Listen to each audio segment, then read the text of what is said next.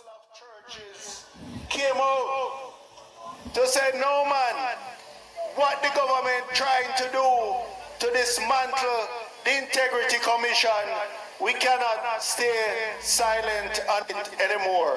Comrades, welcome Comrade Jess from Northeast St. Elizabeth.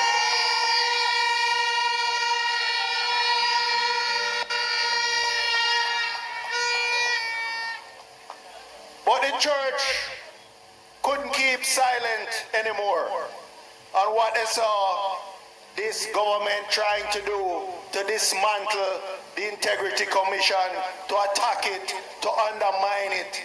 And it is the Integrity Commission and the Auditor General are the two bodies that are standing now between us and a complete corrupt government, a kakistocracy, one that just thief everything. Well, good evening, my viewers, subscribers. Welcome back to another M&M TV video. Yes, and in this video this evening, it should be two things. Yes, two topics, my viewers and subscribers, in this video this evening. I hope I can bring them both. But my viewers, you have heard from Bunting here, and Bunting, my viewers and subscribers, praise the church. Yes. But I wonder, my viewers and subscribers, which part of the church came out, my viewers and subscribers? Which part of the church? Which church? Was it Mark Stewart that come out? Or was it my viewers and subscribers? What was it the Peter Chambers and them come out? Because it have to be either Mark Stewart or Peter Chambers, my viewers and subscribers. It have to be one of those two individuals, because there is absolutely no way anybody else in our church could have come out and support and go against something like that. Because my viewers, the fact of the matter is that the Auditor General should have never be a part of the Integrity Commission in the first place, because it is not possible for the Auditor General to audit the Integrity Commission if she is there, my viewers and subscribers. So there was indeed, or is indeed, a conflict of interest there, and from the first day it set up, and the lady was going there, it don't even matter if it was she or somebody else. The fact that the Auditor General office, my viewers and subscribers, is placed there, it would have been a conflict of interest, because even right as we speak, my viewers and subscribers, the $31 million that they spent, my viewers and subscribers, to investigate the Prime Minister, getting international audit to come in to investigate the Prime Minister. All now, we don't hear about the report yet. So we definitely are going the Auditor General to go audit there, but she can't do it because she is there. So it have to be a conflict of interest. Now you hear how criminal-minded the PMP is, because Bunting now a look out against that, look out on the two so-called church members, because I don't even know who they are, because I never even see it, my viewers and subscribers. But the fact of the matter is that it's only a criminal-minded church member, who would have come out here and defend what the church is coming out for. I can't to Bunting. What on earth is the church coming out here for? The church did not come out when the crime rate high, my viewers and subscribers. Yes, the church never come out when so much things negative is happening in the country. But the church, according to him, the church come out now because the Auditor General is going to be stepping away. It's going to be removed from that corruption body called the Integrity Commission. Yes? So I don't know about Bunting here. I wrote off in foot in our chat set, because those who are in attendance, they are not so knowledgeable. They don't know what going on. And it is a shame that it takes so long for that lady to have leave that this disgusting and this despicable place, because corruption is rife at the Integrity Commission. Rife, my viewers, and perhaps thievery too. Who to tell? But we know that serious bangarang are going there, and the Auditor General cannot audit if she's still there. So there's no reason why that she should have been there in the first place, because that place needs to audit, because the amount of money we never get, my viewers, to do no work at all. It's amazing. But let's hear some more from the criminal-minded himself, Bunting. My viewers, you're going to hear more on this. And now you will hear him as he exposed himself. Yes, he may expose him nakedness. But let's hear some more. Leave everything. And it brought to mind a verse in Ephesians. It says, we wrestle not against flesh and blood, but against principalities, against powers, against spiritual wickedness in high places. And that high place they're talking about is those who inhabit Jamaica House now. Yes, my viewers, here Bunting have just exposed himself. Yes, have just exposed himself. Spiritual wickedness, according to him. Because it was Peter Bunting who mashed up the PNP. Yes, a Peter Bunting destroy the PNP, destroy the few decency that was there in the PNP. Peter Bunting and his operative destroy in party. But now he must preach like him know God. What indeed can go so? What a man. Why, Peter boy? There's what is it? Sitting in the bus, sitting in a maybe you can drop the comment that Paul, post in the eye, our coconut, maybe. But it show you how Bunting dangerous. Did Bunting assault the government, say him as a criminal, as a thief in the high places. And a Bunting helped to wreck the party PNP. Bunting single-handedly mashed up the PNP. Let's hear some more from the dishonest guy. A little bit more. Little bit more. My view. It's those who inhabit Jamaica House now. For you. But we're going to put on the whole armor of God and stand against them. Comrades, this government. Peter Bunting, you don't know God. What a laugh. What can go so? Peter Bunting never put on the whole armor of God. Why Peter Bunting, you're going to have to go and repent from your evil ways first. And how you wreck the PNP. Yes? You have to repent first. Before you can talk about people evil ways. According to the scripture, where you quote Peter Bunting. According to the scripture, he that without sin amongst you, yes, cast the first stone.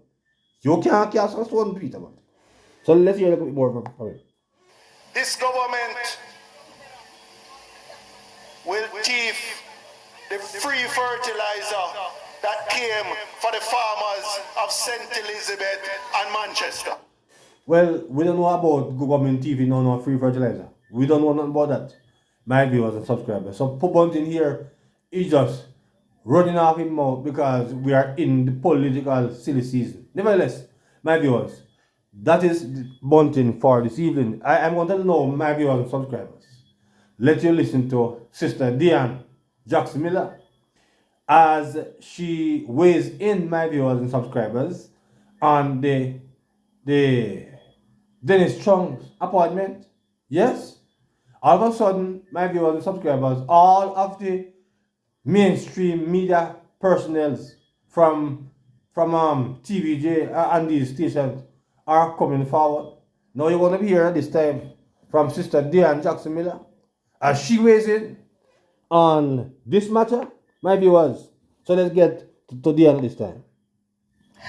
What's going on, everyone? It is Sheena, aka Sheena Panu, your favorite brother. Let's get to Sister Dian at this time. Also, Mr. Chung's comments that he made about the Integrity Commission report on the statutory declarations of the Prime Minister and how that will play when the FID looks at the matter. What's the common thread for me? The lack of answers and lack of openness from government entities in the matter. So before I say anything else, I have to say this. I don't like that this has happened. I like Dennis Chung. I've always found him to be an affable, calm, very informed person, always willing to share his thoughts with the media and the public on matters of public interest. I've interviewed him probably dozens of times over the years. And of course, it's because of that issue of a public commentator that's partially why we are where we are. But where we are is not a great place. It's not great for the FID, it's not great for the public, it's certainly not great for Mr. Chung. So let's start with what I am insisting is a legitimate question about Mr. Chung's qualifications for the job. So what does the Chief Technical Director of the Financial Investigation Division do? When you look at what the Act said, that's the Financial Investigations Division Act, what it says is that the Chief Technical Director is responsible for day-to-day administration and operation of the division. So what does the FID do? Again, according to the Act, just to pick out some of the major functions, right? It says that the FID is supposed to advise the minister on matters of policy relating to detection, prevention, and control of financial crimes. It's supposed to investigate any person reasonably suspected of being involved in committing financial crime. And it's supposed to formulate and implement management guidelines and policies and an annual plan approved by the minister to control and prevent financial crime.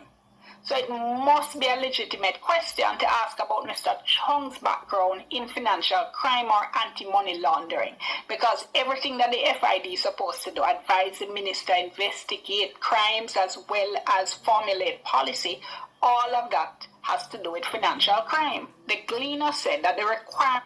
But just before my viewers and subscribers, Sister Dian continue. You know, as it was stated, my viewers and subscribers, that most of the appointees that was appointed to the FID, yes, my viewers and subscribers, are not people of, you know, they don't have security backgrounds. They're not police, yes. So I don't understand why Sister Dian, because I'm not going to be disrespectful to Sister Dian. I will never be. Because, you know, I respect her I respect her a lot.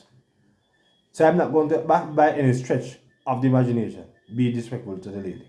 I will never do that. But I just can't understand why this argument can continue. But let's hear some more from the lady. Said that the requirement that the FID boss has a strong law enforcement background is in keeping with a practice that spans over 2 decades, dating back to the tenure of Mike Surridge, a former cop from the United Kingdom. And they said other past FID chief technical directors have included former senior cops Calvin Small, Justin Felice, and Selvin Hay. Robin Sykes, another former director, is not from law enforcement, but he's a lawyer, and he's always been one of Jamaica's leading authorities on money laundering. But if he's not from law enforcement, what's the difference? Because we are here saying that the person should have law enforcement background, but most of what Sister Dian and my viewers have pointed out there do not have such training. So I do not understand why the continuous holla baloo over this, because this is not a strange thing. Let's hear some more from Sister Dian. Government reps who have been very loudly making noise and defending Mr. Chung's appointment have pointed to the fact that there have been heads of the FID who did not have backgrounds in law enforcement. But that's really missing the point. Former Finance Minister Audley Shaw, a JLP minister in 2010. But Sister Dian, I mean, you're going back to 2010.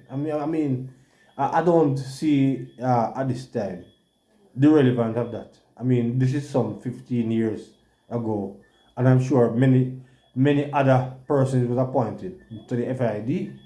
So I really don't see the sense you here of she going back to this. But you know, she's a lawyer, so let's hear some more from her. Had said that a senior cop was to head the FID as part of the government's move to deal with corruption.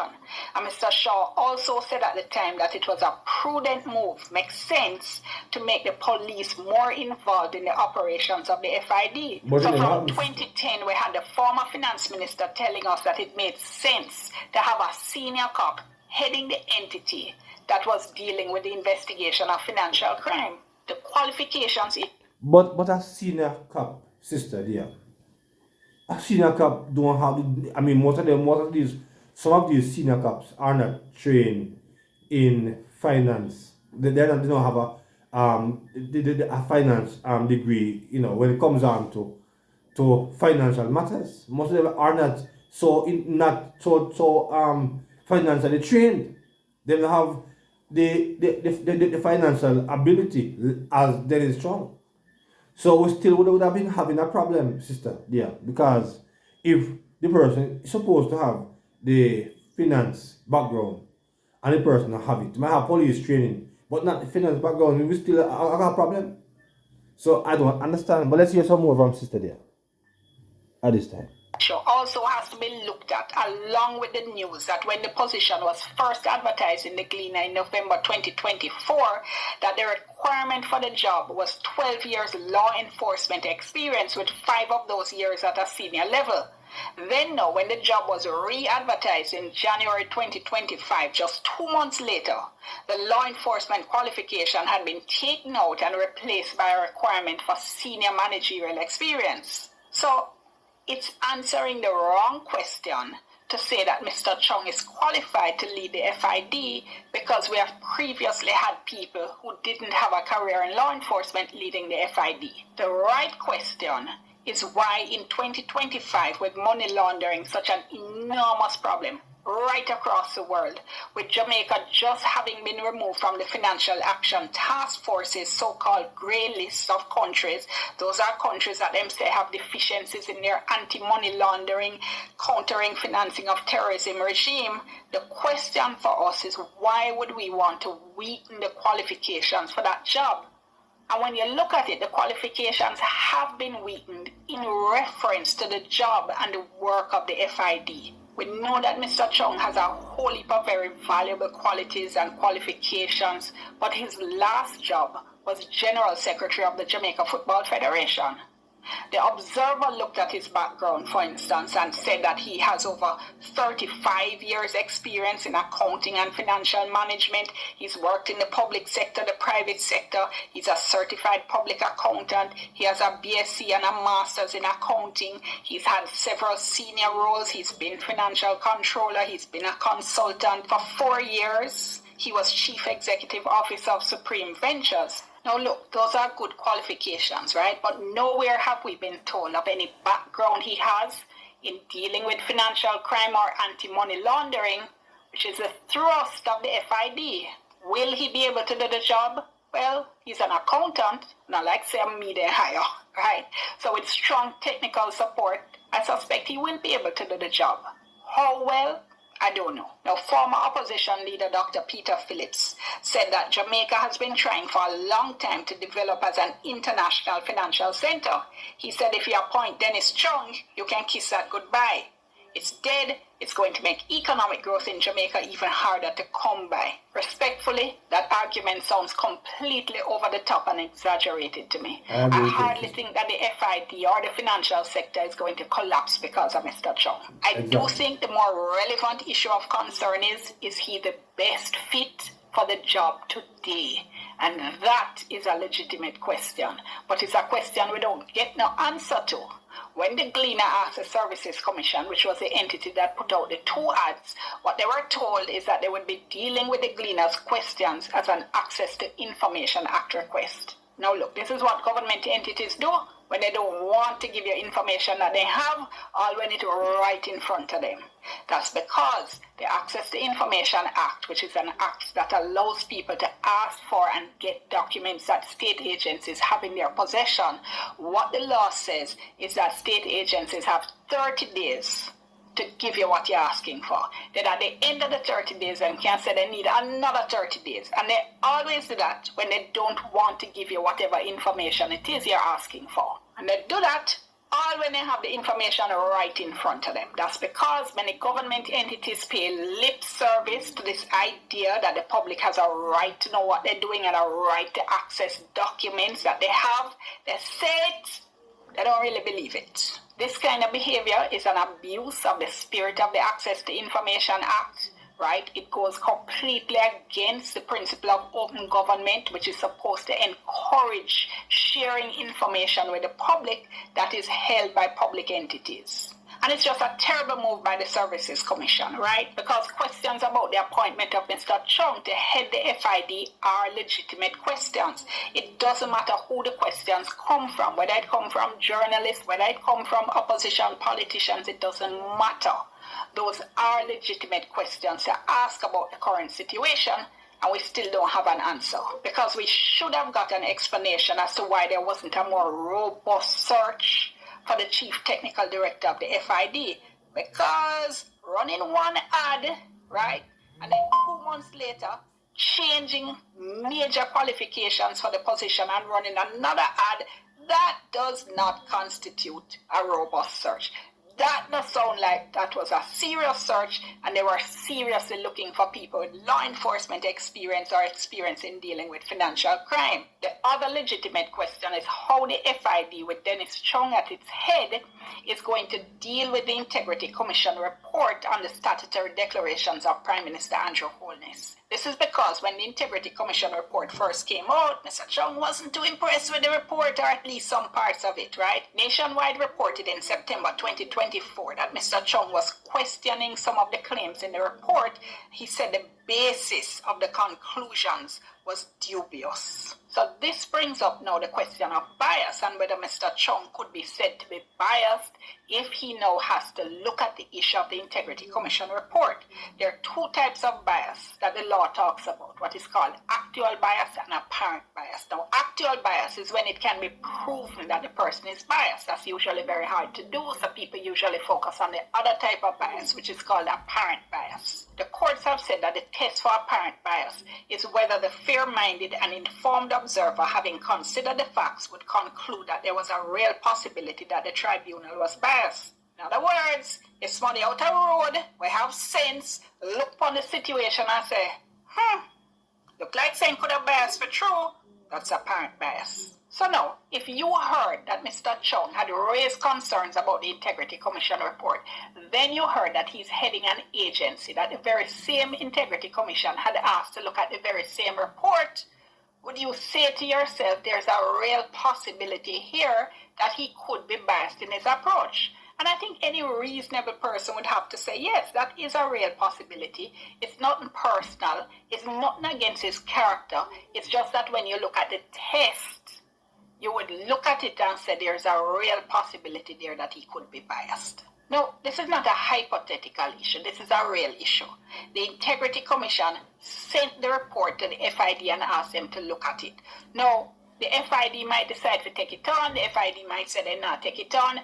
Either way, the FID would have made a decision about what to do with the report. And in the context of Mr. Chung's comments, that must be of concern. Any decision that the FID makes with Mr. Chung at its head is going to be under the microscope.